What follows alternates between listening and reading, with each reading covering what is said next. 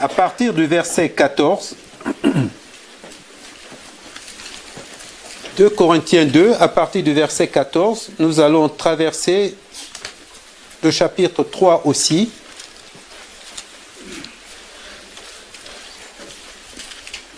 Grâce soit rendue à Dieu, qui nous fait toujours triompher en Christ, et qui par nous répand en tout lieu l'odeur de sa connaissance.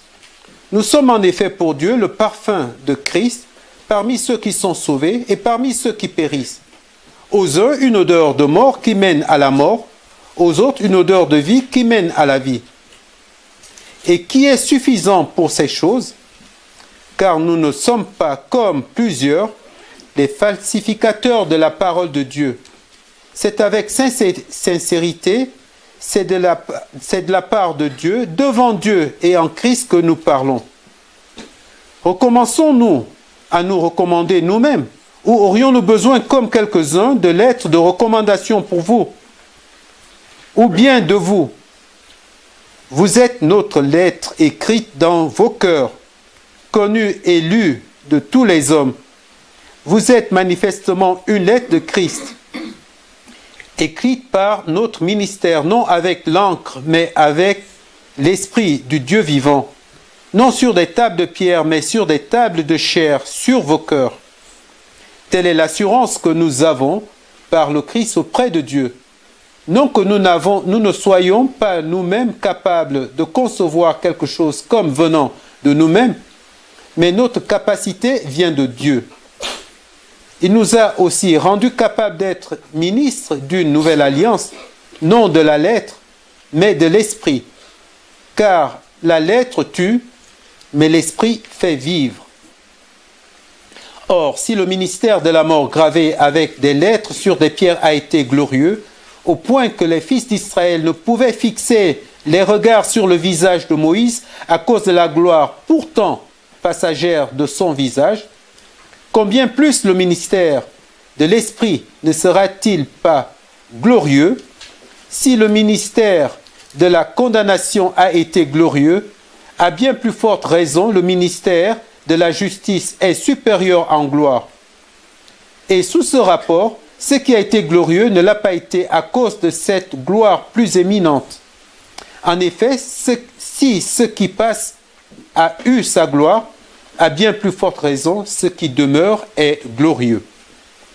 Ayant donc une telle espérance, nous usons d'une grande liberté. Nous ne faisons pas comme Moïse qui mettait un voile sur son visage pour que les fils d'Israël ne fixent pas le regard sur la fin de ce qui est passager. Mais ils se sont endurcis dans leurs pensées, car jusqu'à ce jour, quand ils font la lecture de l'Ancien Testament, le même voile demeure. Il n'est pas enlevé parce qu'il ne disparaît qu'en Christ. Jusqu'à ce jour, quand on lit Moïse, il y a un voile sur leur cœur. Mais lorsqu'on se tourne vers le Seigneur, le voile est enlevé. Or, le Seigneur, c'est l'Esprit. Et là où est l'Esprit du Seigneur, là est la liberté. Nous tous, qui, le visage dévoilé, reflétons comme un miroir la gloire du Seigneur, nous sommes transformés en la même image de gloire en gloire, comme par le Seigneur, l'Esprit. La deuxième lecture, nous allons dans l'Ancien Testament, dans le livre d'Exode. Dans le livre d'Exode, au chapitre 34. Exode 34, nous allons lire 6 versets. Exode 34, du verset 29 au verset 35.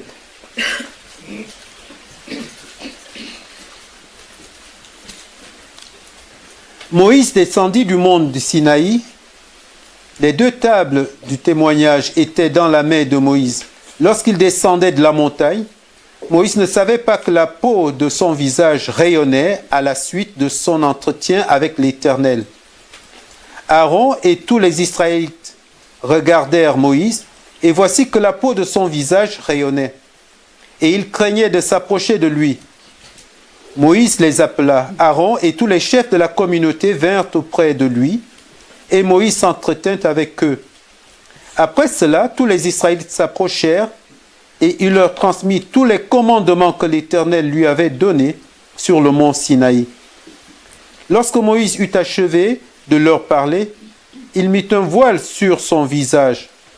Quand Moïse entrait devant l'Éternel pour lui parler, et jusqu'à ce qu'il sorte, il écartait le voile. Et quand il sortait, il disait aux Israélites ce qui lui avait été commandé. Les Israélites regardaient le visage de Moïse et voyaient que la peau du visage de Moïse rayonnait. Et Moïse remettait le voile sur son visage jusqu'au moment où il rentrait pour parler avec l'Éternel. La troisième lecture se trouve toujours dans l'Ancien Testament, dans le livre de Jérémie. Dans le livre de Jérémie, Jérémie au chapitre 31.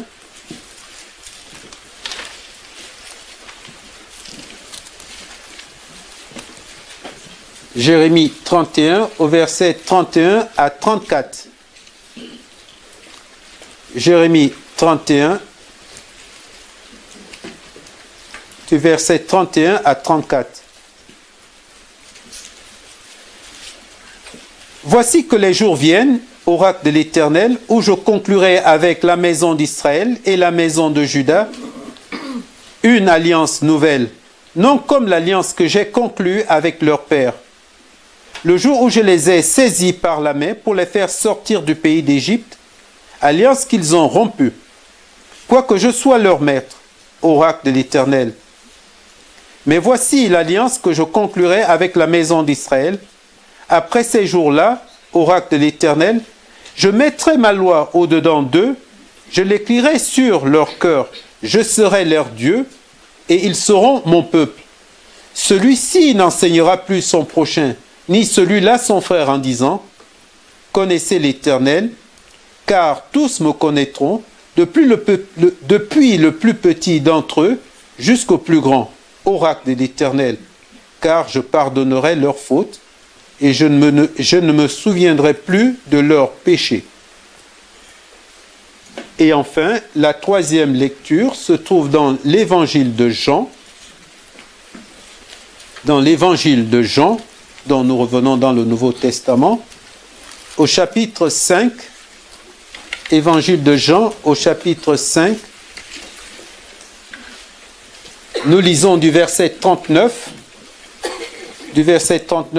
au verset 49. Jean 5, verset 39 à 49. Vous sondez les Écritures parce que vous pensez avoir en elles la vie éternelle. Ce sont elles qui rendent témoignage de moi. Et vous ne voulez pas venir à moi pour avoir la vie. Je ne reçois pas de gloire des hommes, mais je vous connais. Vous n'avez pas en vous l'amour de Dieu. Je suis venu au nom de mon Père et vous ne me recevez pas. Si un autre vient en son propre nom, vous le recevrez. Comment pouvez-vous croire, vous qui recevez de la gloire les uns des autres et qui ne cherchez pas la gloire qui vient de Dieu seul? Ne pensez pas que moi, je vous accuserai devant le Père. Celui qui vous accuse, c'est Moïse en qui vous avez mis votre espérance. Car si vous croyez Moïse, vous me croyez aussi, parce qu'il a écrit à mon sujet. Mais si vous ne me croyez pas, mais si vous ne croyez pas à ces écrits, comment croirez-vous à mes paroles? Jusqu'ici, la lecture de la parole de notre Seigneur. Avant de laisser toute la place à notre bien-aimé Olivier, je vais prier. Ensuite, je ne sais pas s'il y a les enfants iront donc à l'église, à l'école du dimanche. Prions. Seigneur, maintenant que nous voulons ouvrir ta parole, nous avons ouvert ta parole. Seigneur, nous prions maintenant afin que toi-même, par ton Saint-Esprit, que tu ouvres nos cœurs. Seigneur, que tu ouvres mon cœur. Seigneur, nous voulons entendre de toi. Seigneur, nous ne voulons pas mettre un voile devant nos yeux, ni mettre un voile devant nos cœurs. Seigneur, comme toi-même tu l'as déjà ôté, nous voulons vraiment que maintenant, toi-même tu le ôtes aussi. Seigneur, afin que ta parole puisse vraiment trouver toute sa place dans nos vies. Et Seigneur, notre désir n'est pas seulement de t'entendre, mais Seigneur, de vivre vraiment de toi. Et nous te le demandons pour la gloire de ton Saint-Nom, en Jésus-Christ. Amen.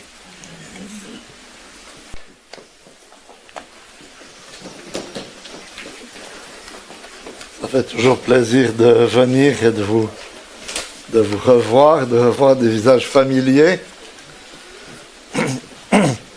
J'invite à garder votre Bible ouverte sur le passage de 2 Corinthiens qui a été lu. On va méditer ce matin.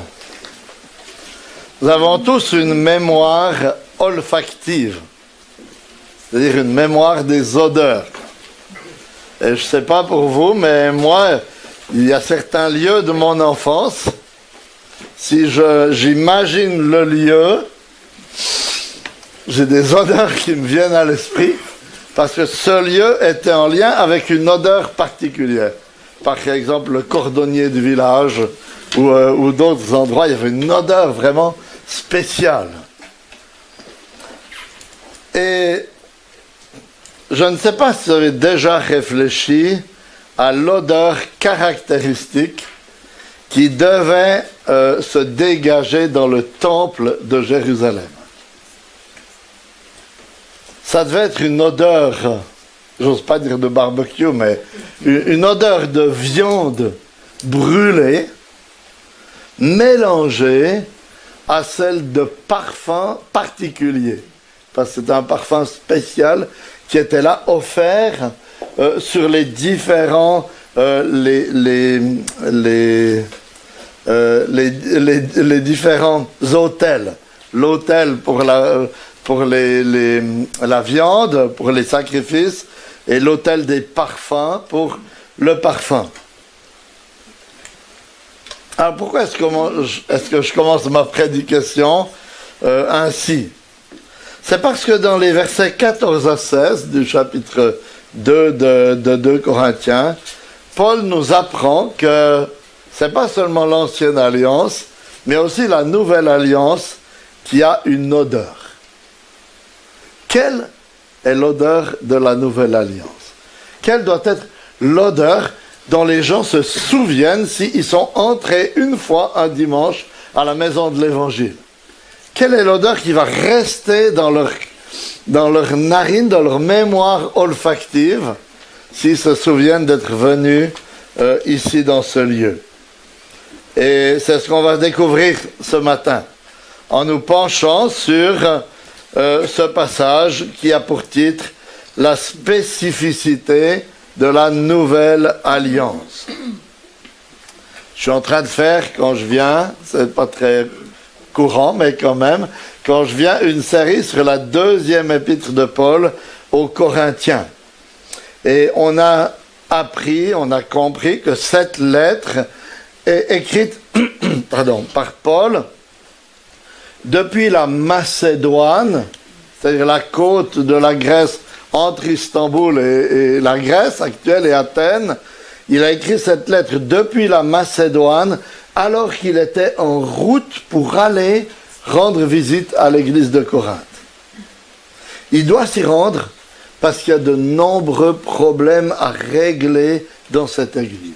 Et en particulier parce que des gens qui l'appellent avec sarcasme des super apôtres sont arrivés dans l'église et ont troublé l'église en sapant l'autorité de l'apôtre Paul, en le critiquant et au point qu'il a dû écrire une lettre à l'église afin de les encourager à exercer la discipline envers l'un de ces hommes. C'est ce que l'église de Corinthe a fait. Et quel en a été le résultat? On l'a vu la dernière fois. Par la grâce de Dieu, la discipline a porté de bons fruits, puisque l'homme en question s'est repenti de ses péchés et il a pu être réintégré dans l'église de Corinthe. Et c'est ce qu'on avait vu la dernière fois à la fin du chapitre 1er et au début du chapitre 2. Maintenant, si nous lisons chapitre 2, verset 13 et chapitre 2, verset 14, qu'est-ce que nous constatons? Regardez avec moi. Alors j'ai pris congé d'eux et je suis parti pour la Macédoine. Grâce soit rendue à Dieu qui nous fait toujours triompher en Christ et qui par nous répand en tout lieu l'odeur de sa connaissance. On a l'impression que Paul saute, comme on dit, du coq à l'âne, entre ce verset 13 et ce verset 14. Et c'est bien ça en fait. Parce que la suite logique du verset 13 ne se trouve qu'au chapitre 7, verset 5. On va relire. On lit chapitre 2, verset 13. On peut lire même 12 et 13 pour que vous compreniez bien le contexte. Lorsque je fus arrivé à Troas pour l'évangile du Christ, bien que le Seigneur m'y ait ouvert une porte, mon esprit n'a pas eu de repos parce que je n'ai pas trouvé Tite mon frère. Alors j'ai pris congé d'eux et je suis parti pour la Macédoine. Maintenant vous allez en 7, 5 et on a la suite. Car depuis mon arrivée en Macédoine, notre chair n'a pas eu de moindre repos. Nous étions affligés de toute manière, lutte au dehors, crainte au dedans. Mais Dieu qui console les humbles nous a consolés par l'arrivée de Tite. Donc Paul vient d'expliquer, il a voyagé, il est parti jusqu'en Macédoine, il espérait rencontrer Tite qui revenait de Corinthe avec des nouvelles de l'église. Il n'a pas trouvé Tite, donc il a continué à marcher. Et tout à coup, là, entre ces deux versets, entre 2.13 et 7.5, on a une parenthèse, une grande parenthèse. Et parfois, une parenthèse de plus de 4 chapitres en fait. Et parfois, je ne sais pas si vous êtes comme moi, mais quand vous avez un texte et que vous avez des parenthèses, vous avez tendance à penser que c'est pas important, puis à les sauter. C'est une parenthèse, bof, c'est pas important, je passe à la suite. Mais en fait, il faut surtout pas sauter cette parenthèse. Parce que ces 4 chapitres sont le cœur de l'épître. C'est une épître dans laquelle Paul doit beaucoup se défendre son ministère. C'est une épître très personnelle. Mais dans ces 4 chapitres, il nous explique pourquoi son ministère est comme il est et pas autrement. C'est à cause de la nouvelle alliance et du ministère de la nouvelle alliance.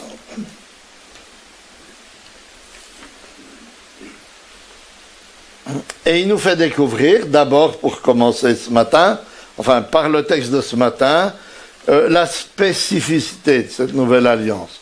Et il nous donne son odeur, dans le verset 14 à 17, puis son support, chapitre 3, verset 1 à 6, ensuite sa gloire, verset 7 à 11, et pour terminer, son rayonnement. Ce sera la structure de la prédication de ce matin, 4 points. Son odeur, son support, sa gloire et son rayonnement. Donc de la nouvelle alliance. Alors premièrement, quelle est l'odeur de la nouvelle alliance? Pour comprendre ces versets, il faut savoir que Paul a une image en tête lorsqu'il les écrit. Quelle est cette image? C'est celle de la cérémonie de ce qu'on appelait un triomphe romain. Alors, qu'est-ce qu'on appelait un triomphe romain à l'époque? C'était un défilé qui était offert par l'empereur à tout général romain qui avait annexé un nouveau territoire et mis à mort au moins 5000 soldats ennemis. Après une telle victoire, le général avait l'honneur de défiler dans la ville de Rome, devant la foule en liesse, avec tous ses soldats, les troupes qu'il avait vaincues, le butin qu'il rapportait, et il défilait jusqu'au Capitole où l'empereur l'attendait. Puis les soldats vaincus étaient souvent conduits pour combattre contre les bêtes dans le cirque à Rome, pour divertir le peuple. Et lors de ce défilé, il y avait des sacrificateurs, des divinités païennes, qui accompagnaient le cortège avec des encensoirs et qui parfumaient tout le chemin. Donc c'était un cortège qui avait une odeur. On se souvenait, quand on avait vu, notre mémoire olfactive se souvenait quand elle avait vu un tel défilé. Et Paul se sert de cette image pour attirer notre attention sur l'odeur du ministère de la Nouvelle Alliance. Et si vous la comprenez, alors le sens de ce passage, de ces versets 14 à 17, devient tout à fait clair. Parce que verset 14, Christ est notre général. Christ est notre général. Et qu'est-ce qu'il a fait? Il a triomphé de tous nos ennemis. Le diable et son armée, le monde et ses séductions, la chair et ses passions. Verset 14. Grâce soit rendue à Dieu qui nous fait, écoutez, toujours triompher en Christ et qui par nous répand en tout lieu l'odeur de sa connaissance. Nous, chrétiens, serviteurs de la parole de Dieu, qui prêchons la parole, mais pas seulement nous, chaque chrétien, en fait, est cette bonne odeur du Christ. Nous défilons à la suite de notre général et nous participons déjà à sa gloire. C'est pourquoi Paul peut dire qu'il nous fait toujours triompher en Christ. Toujours verset 14. On triomphe en Christ, notre chef, notre général. Parce qu'en Christ, nous avons déjà la victoire. Christ a obtenu la victoire pour nous à la croix. Oui? Même si nous sommes encore malmenés, critiqués par les hommes, même si nous tombons encore souvent dans le péché, si nous devons lutter, si nous sommes loin d'être parfaits, nous ne devons jamais oublier que par nous, Christ répand en tout lieu l'odeur de sa connaissance. C'est ce qu'il dit à la fin du verset 14. Alors, chers amis chrétiens, quelle doit être l'odeur que vous répandez là où vous passez? Qu'est-ce que les gens devraient se souvenir de vous? Peut-être pas de votre odeur de transpiration et autres, mais c'est l'odeur de la victoire de notre Seigneur, n'est-ce pas? Voilà quelle est l'odeur de la Nouvelle Alliance. L'odeur qui doit parfumer notre passage dans ce monde. L'odeur de la victoire de Jésus-Christ, le général de la Nouvelle Alliance. Comment? En rayonnant du Christ, de ce qu'il est pour nous, de ce qu'il a fait pour nous, et en démontrant concrètement dans notre vie qu'il nous a libérés de la tyrannie du péché, pour être libres maintenant de le servir, de l'aimer, de l'adorer, de vivre une vie franchement nouvelle. Alors soyez fiers de votre chef et de l'odeur de sa connaissance. Et que va-t-il se passer lorsque vous rendez témoignage de votre Seigneur dans ce monde? La même chose qu'avec l'odeur de l'encens et des parfums qui se dégageaient de ce cortège. Cette odeur typique était la même pour tous. Mais elle avait deux effets bien différents en fonction du côté dans lequel vous vous trouviez. Si vous étiez du côté du général, c'était une odeur de vie. C'était une odeur de gloire. Par contre, si vous étiez du côté des vaincus, des prisonniers, du butin, entre guillemets, c'était une odeur de mort. Parce qu'elle vous annonçait que d'ici peu, vous alliez vous retrouver face aux bêtes sauvages. Et il en va de même avec l'évangile qui est l'évangile aujourd'hui. C'est une bonne nouvelle.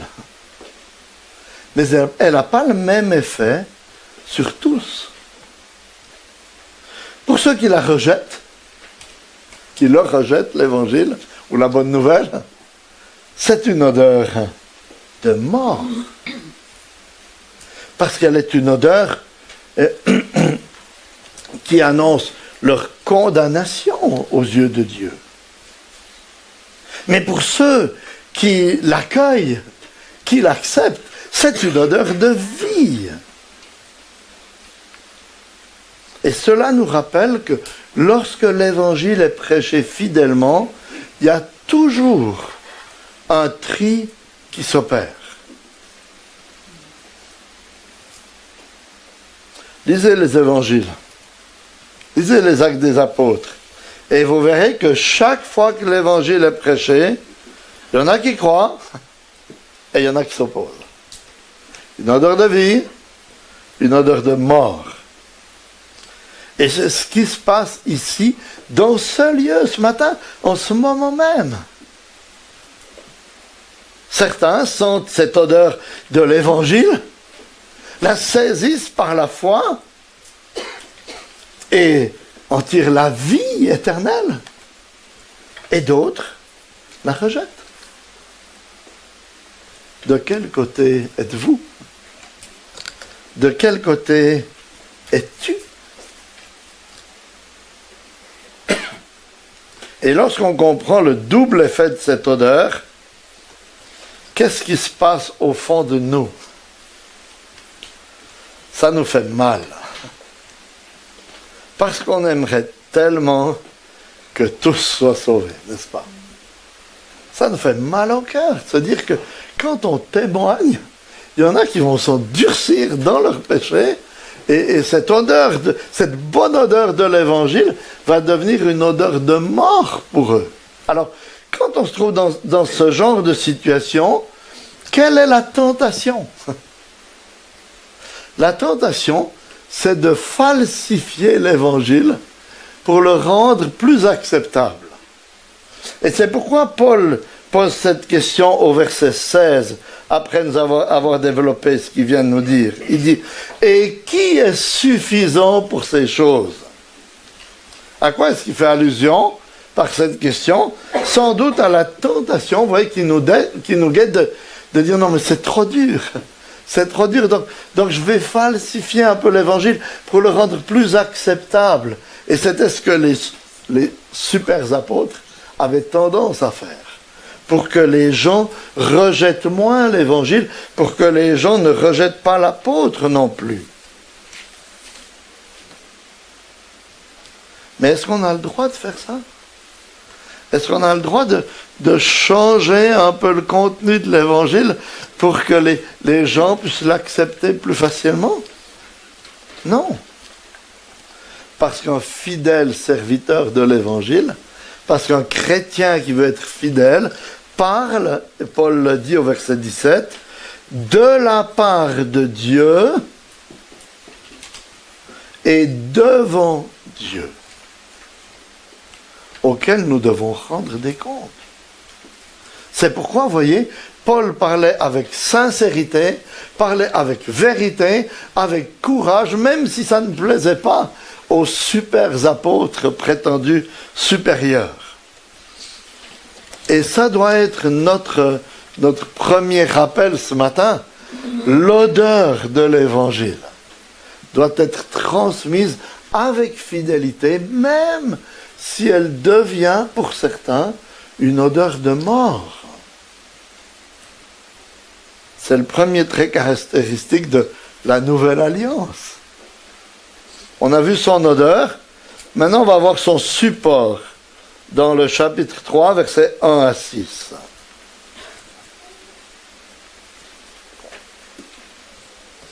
Que demandaient les super apôtres à l'église de Corinthe pour reconnaître que Paul était un vrai apôtre du Seigneur? Ils voulaient des lettres de recommandation.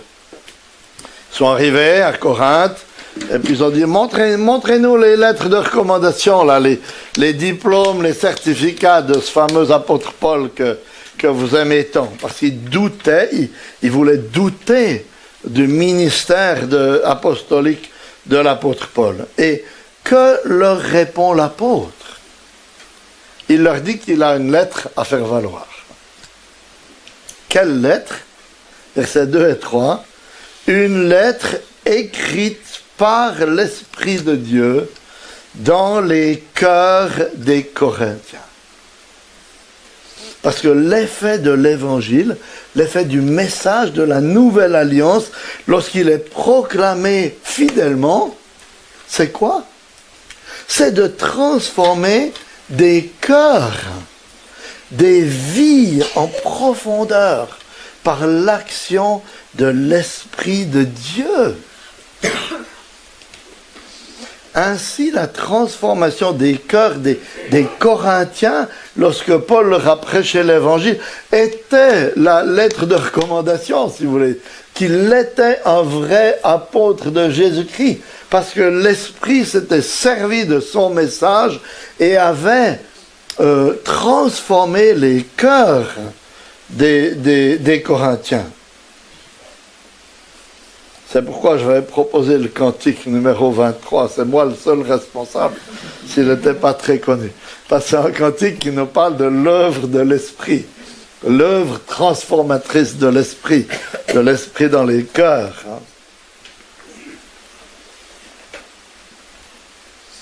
Et cette œuvre, vous voyez, vient de Dieu. Ainsi, Paul fait un parallèle ici entre le doigt de Dieu, qui a écrit la loi de Dieu sur les tables de pierre, dans le livre de l'Exode, et l'Esprit de Dieu, troisième personne de la Trinité, qui a écrit la lettre de Christ sur les cœurs des Corinthiens. Verset 3. Vous êtes manifestement une lettre de Christ, écrite par notre ministère, non avec de l'encre, mais avec l'Esprit du Dieu vivant, non sur des tables de pierre, mais sur des tables de chair, sur vos cœurs. Vous voyez, dans les deux cas, c'est le même Dieu qui est à l'œuvre.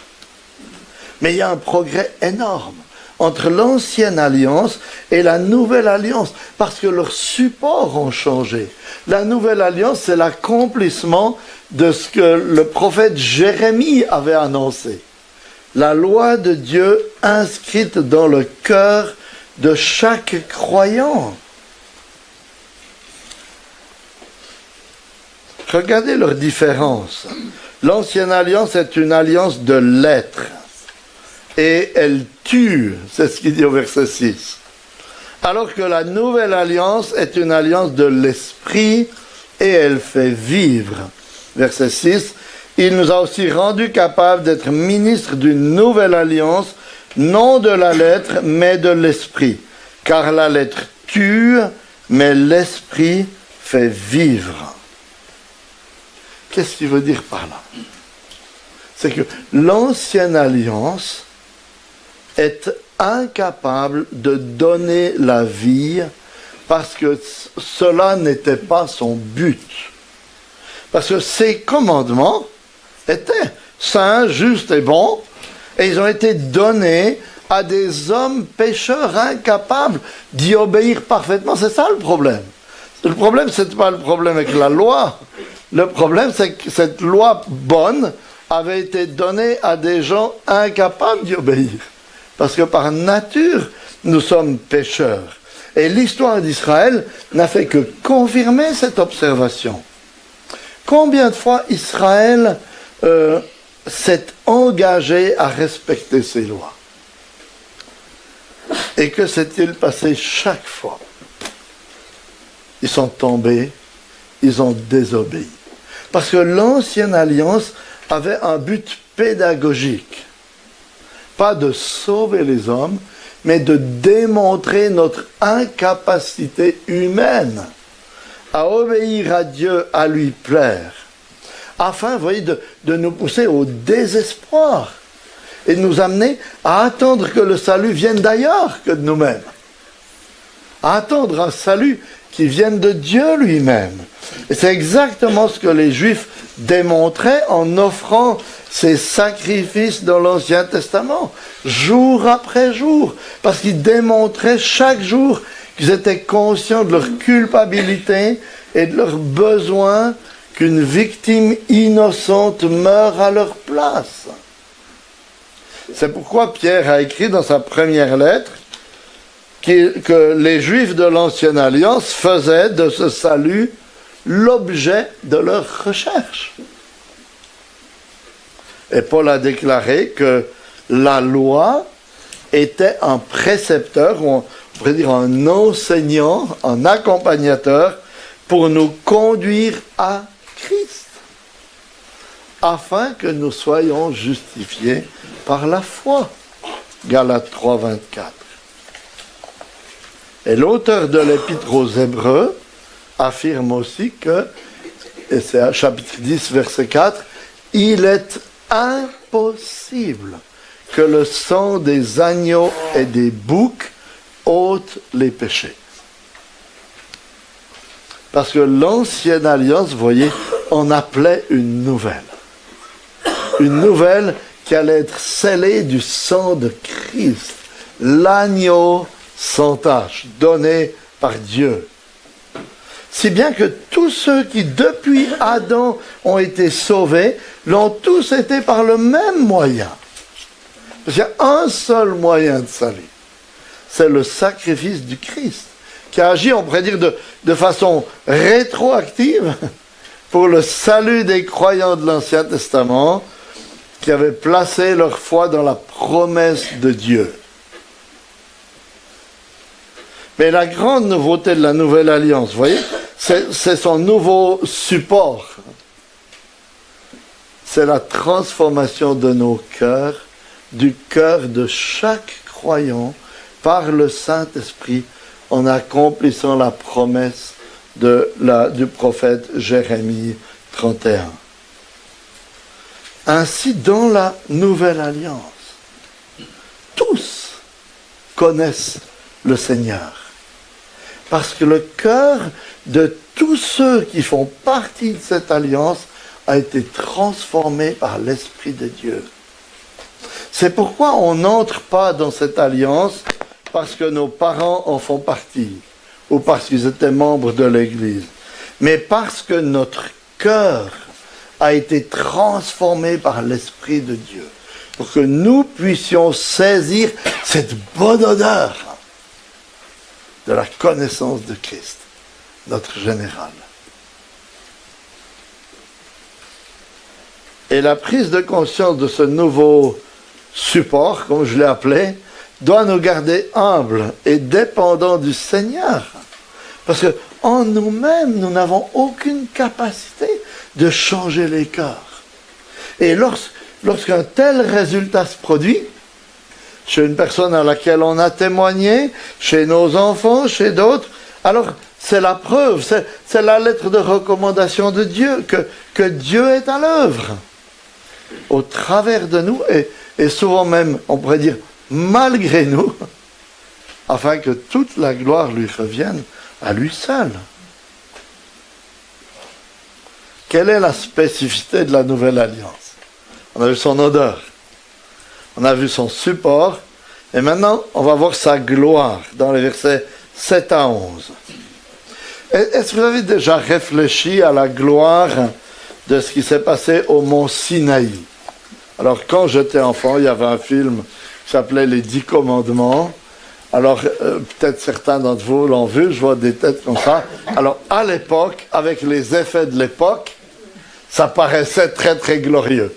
Mais si vous le regardez aujourd'hui, avec les progrès dans les effets cinématographiques, c'est plus très très glorieux.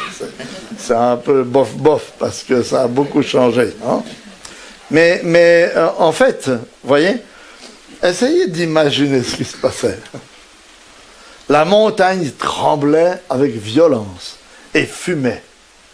Il y avait le tonnerre, des éclairs et le son du corps. Et là-haut, Moïse qui rencontrait Dieu, qui a reçu de lui, gravé de son doigt, les 2 tables de la loi.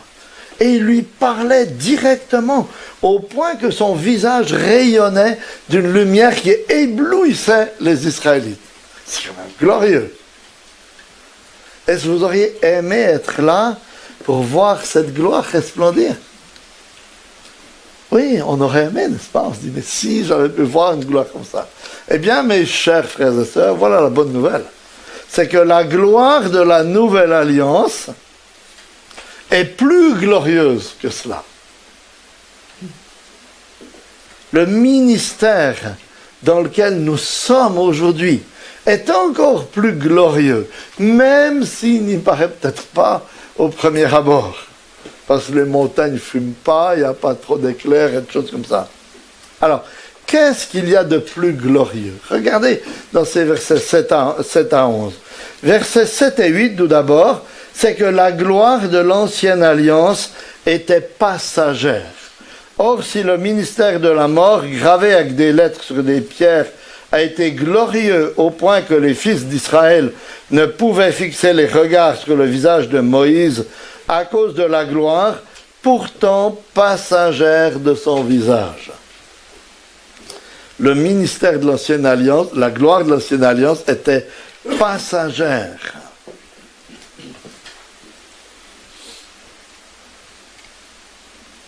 Alors que le ministère de l'Esprit produit dans nos cœurs des fruits qui durent, des fruits durables, qui ne passent pas, parce qu'ils nous transforment de l'intérieur pour nous préparer pour l'éternité. On va encore y revenir tout à l'heure avec le point suivant. Mais ensuite, le ministère de l'ancienne alliance était un ministère de condamnation, verset 9. Si le ministère de la condamnation a été glorieux, à bien plus forte raison, le ministère de la justice est supérieur en gloire. C'est un ministère de condamnation parce que jamais quelqu'un n'a pu être sauvé par l'ancienne alliance. Les gens qui voyaient ces commandements essayaient d'y obéir et tombaient. Et ça ne faisait que les condamner, montrer combien ils étaient coupables aux yeux de Dieu, les déclarer, on pourrait dire, leur peine la peine de mort sur eux et leur besoin d'un sauveur. Mais le ministère de la Nouvelle Alliance est celui de la justice. Voilà pourquoi il est plus glorieux. Parce que, comme on l'a déjà dit plus tôt, le but de la loi donnée par Dieu à Moïse n'était pas de sauver, mais de nous préparer à être sauvés, en voyant notre besoin d'un sauveur. Et c'est en cela, vous voyez, que la nouvelle alliance est supérieure, plus glorieuse que l'ancienne, parce que Jésus-Christ, le général, le médiateur, est celui qui vous donne, qui nous donne une justice parfaite.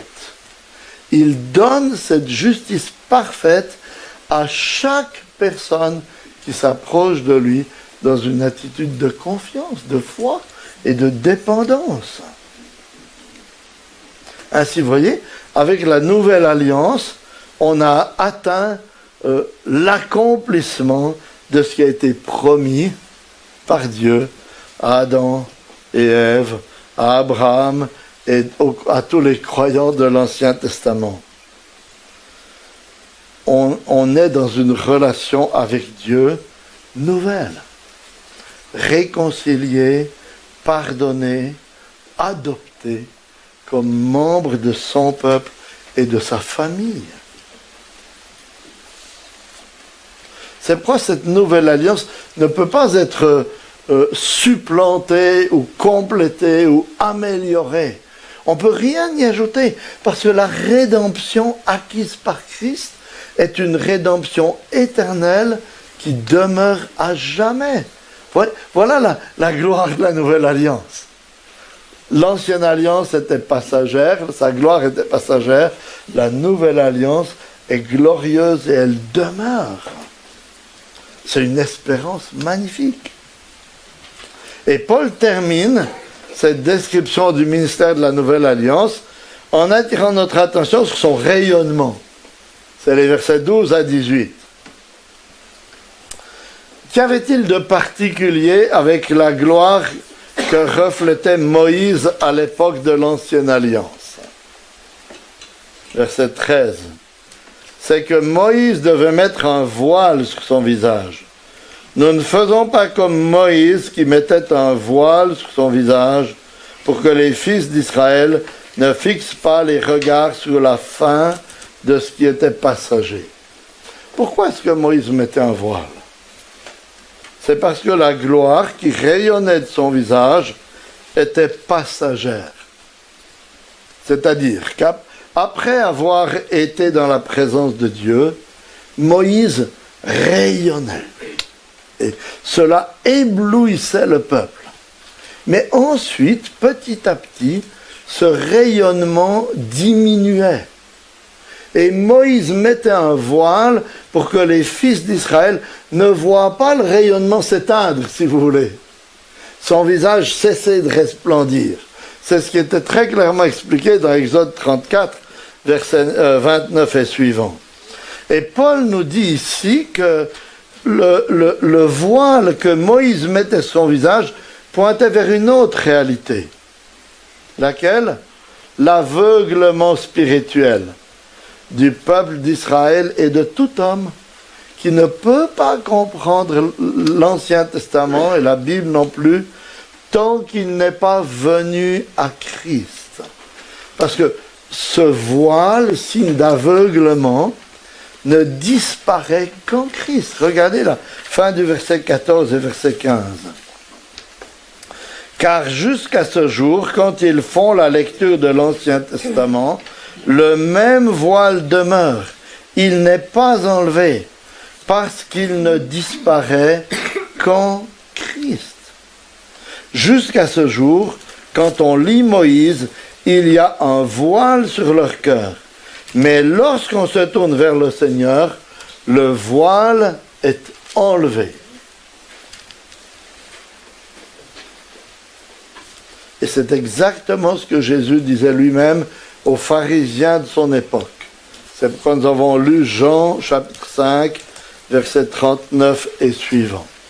Jean s'adresse aux pharisiens qui connaissaient très bien l'Ancien Testament. Et écoutez ce qu'il leur dit, versets 39 et 40.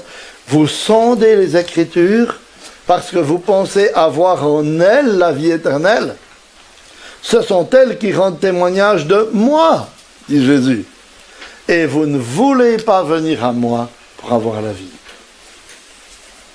Verset 45-46 ensuite.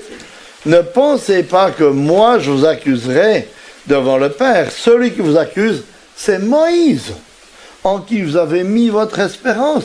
Car si vous croyez Moïse, vous me croiriez aussi, parce qu'il a écrit à mon sujet. Moïse, en écrivant, sous l'inspiration du Saint-Esprit, a parlé de Jésus-Christ. Voyez, l'Ancien Testament parle du Christ. Et ce n'est qu'à sa lumière qu'il peut être compris de la bonne manière, parce que Christ en est le centre, la clé et le sommet. Il est le sommet de toute la révélation de Dieu. Si bien que lorsque l'Esprit de Dieu intervient dans votre cœur, il vous fait découvrir qui est Christ. Et alors, tout s'illumine. C'est ce que Paul avait vécu sur le chemin de Damas. Il avait une grande connaissance de l'Ancien Testament, mais le voile demeurait parce qu'il rejetait Jésus. Et là, quand il a vu Jésus sur le chemin de Damas, tout à coup, tout tout s'est mis en place. Et il a compris comment l'Ancien Testament parlait de Jésus-Christ. C'était en quelque sorte l'indice qui lui manquait, mais je ne veux pas rabaisser notre Seigneur à un indice. Hein. Mais tout à coup, tout est devenu clair pour lui.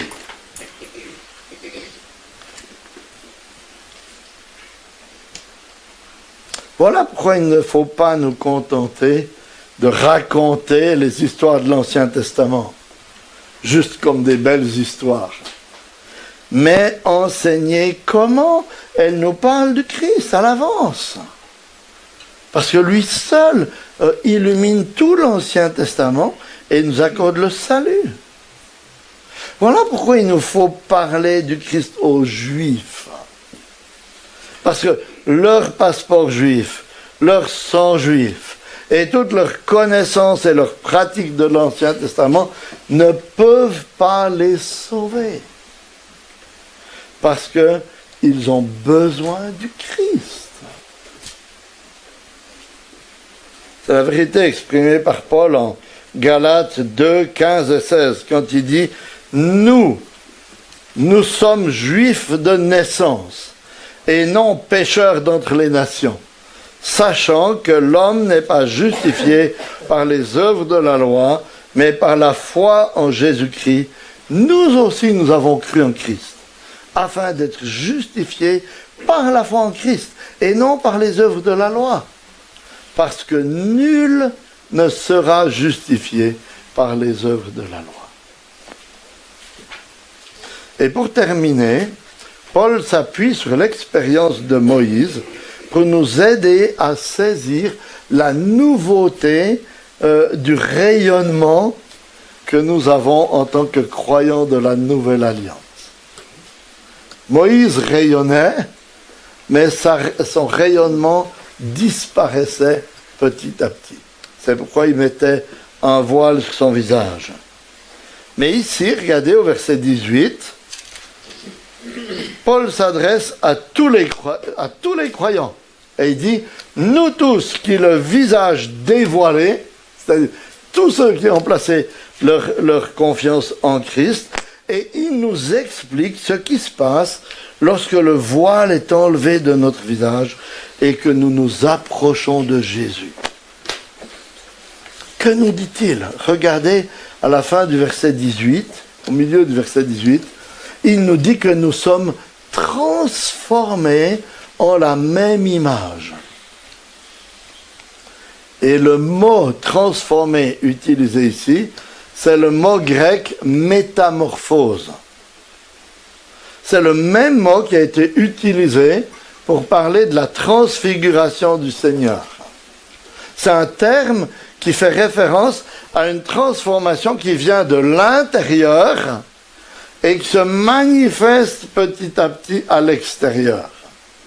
Un peu comme la métamorphose de la chenille en chrysalide, puis en papillon. Vous voyez, c'est une action qui vient de l'intérieur, de l'insecte, mais qui s'observe très bien à l'extérieur. Et c'est exactement ce qui se passe dans notre vie chrétienne lorsque l'Esprit nous transforme pour que nous rayonnions et nous parfumions notre héritage du Seigneur Jésus-Christ. Regardez comment Paul nous dit que les choses se passent au verset 17 et 18. Verset 18. Nous tous qui le visage dévoilé reflétons comme un miroir la gloire du Seigneur, nous sommes transformés en la même image de gloire en gloire comme par le Seigneur l'Esprit. En fait, ici, Paul joue sur deux sens d'un même mot en grec. C'est le mot refléter, qui veut dire autant contempler que refléter. Et c'est exactement ce qui se passait déjà avec Moïse, n'est-ce pas? Il contemplait la face de Dieu, puis il reflétait la face de Dieu devant le peuple. Et Paul nous dit qu'il en va aussi ainsi de chaque chrétien de la Nouvelle Alliance. Nous contemplons le Seigneur Et lorsque nous l'avons contemplé, nous reflétons sa gloire autour de nous comme un miroir. Et plus nous le contemplons, plus nous sommes transformés, plus l'image de Dieu en nous est renouvelée, et plus nous reflétons sa gloire et nous exhalons son odeur. Alors, essayons de comprendre un petit peu ce processus. Comment est-ce qu'on peut contempler Dieu aujourd'hui? Ce n'est pas par des exercices mystiques qui nous permettraient de voir Jésus ou son visage, je ne sais quoi, mais c'est dans sa parole. Parce que c'est là qu'il nous est parlé de lui, de son caractère, de ses exigences, et enfin de la personne de Jésus, qui est Dieu incarné parmi nous. Et quand vous lisez les évangiles et les histoires de Jésus, vous voyez Dieu tel qu'il est. Parce que Dieu est venu parmi les hommes pour se faire connaître à nous. C'est ainsi, vous voyez, dans la parole de Dieu et au moyen de l'Esprit qui a inspiré cette parole et qui habite en vous, que petit à petit, vous comprenez mieux, vous contemplez un peu mieux le Seigneur Jésus-Christ et le Dieu de la parole. Et que se passe-t-il lorsqu'on est là, en train de méditer la parole dans un esprit de prière, de découvrir les attributs, les vertus de Dieu lui-même? L'Esprit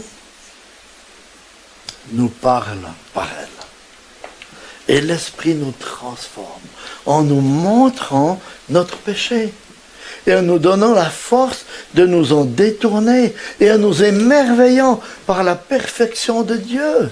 Et c'est ainsi qu'il nous rend toujours plus semblables à Christ. Et que se passe-t-il lorsque les gens vous voient vivre? Ils voient un petit peu du caractère de Dieu, de sa gloire, de sa sainteté et de son amour en vous. C'est pas parfait, comme les miroirs de l'époque, qui étaient souvent du métal poli, qui renvoyaient pas une image parfaite, mais il y a quand même déjà un peu du caractère de Dieu. Et ils sentent ainsi l'odeur du Christ. Et au fur et à mesure que les jours et les années passent, que vous grandissez dans votre connaissance du Seigneur, par la grâce de Dieu, cette ressemblance grandit. Et mes chers amis, cette expérience-là est plus glorieuse que celle de Moïse. Pourquoi? Tout d'abord, parce qu'elle est réservée à chaque croyant. Alors que Moïse était le seul de tout le peuple à rayonner de la gloire de Dieu. Puis, parce que c'est une expérience qui ne passe pas, mais qui dure. Parce qu'en nous transformant ainsi, Dieu est en train de nous transformer de manière durable, afin de nous préparer pour le ciel. Et il désire que les gens qui nous côtoient dans ce monde ressentent, dans un sens, cette odeur du ciel en notre compagnie, afin de les attirer à lui. Voilà quelle est la spécificité du ministère de la Nouvelle Alliance. C'est un ministère glorieux qui est inscrit sur nos cœurs par l'Esprit et qui exale Christ et continue de nous transformer, à l'image de notre Seigneur, dans l'attente du jour où il reviendra pour nous rencontrer. Et une telle espérance doit produire une grande assurance et renouveler notre courage pour aller de l'avant, quelles que soient les épreuves qui se dresseront devant nous ou les refus auxquels nous ferons face lorsque nous témoignons de l'Évangile tout au long de l'année 2026. Parce que ce que Dieu attend de nous, c'est que nous soyons des témoins fidèles de sa grâce et de son caractère dans ce monde. Et que nous transpirions, que nous exhalions l'odeur de Jésus-Christ. Amen.